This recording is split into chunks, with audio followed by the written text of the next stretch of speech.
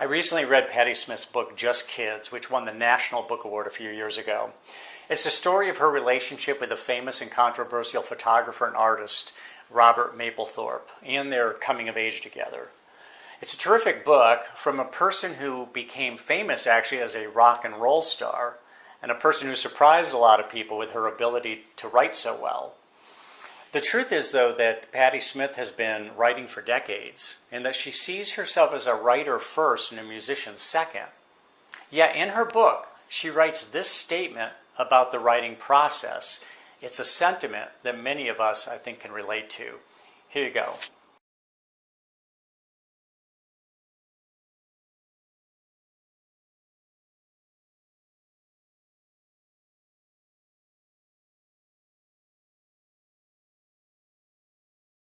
I want to make 2 points about what Patti Smith wrote there.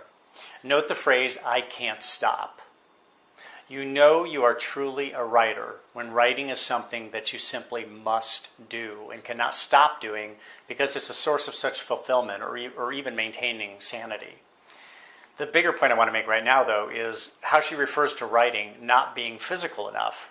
This is a topic I blogged about a few years ago when I pointed out the contradiction between the writing process and our desire to optimize our creativity while we're writing. But the sedentary nature of the task works against the brain's ability to perform at its imaginative best. We always hear about flashes of insight or even grand epiphanies from people who were showering at the time or hiking or biking or some other physical activity. In other words, breakthrough thinking comes during physical activity. Now, this is no great mystery. Physical movement stimulates the brain. A stimulated brain is more creative. Yet almost all writing is done sitting in a chair with the body almost motionless. No significant movement, no rush of passing imagery to stimulate the brain cells.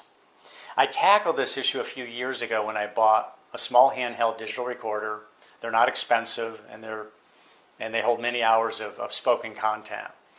The recorder permits me to write while I walk or even drive or pace my living room or any other type of physical activity.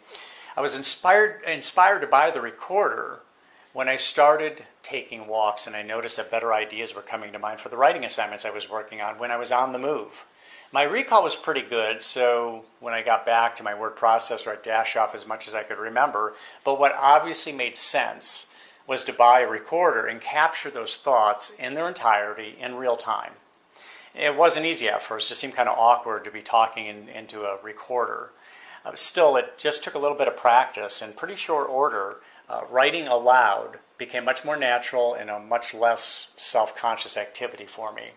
So what I'm proposing is that we rethink our traditional writing posture, that we get off our seats and move, that we stimulate our brains and verbally narrate the documents that we're writing. Not all the time, but at least some of the time. Patti Smith never says in her book how or even if she addressed the issue of writing not being physical enough for her.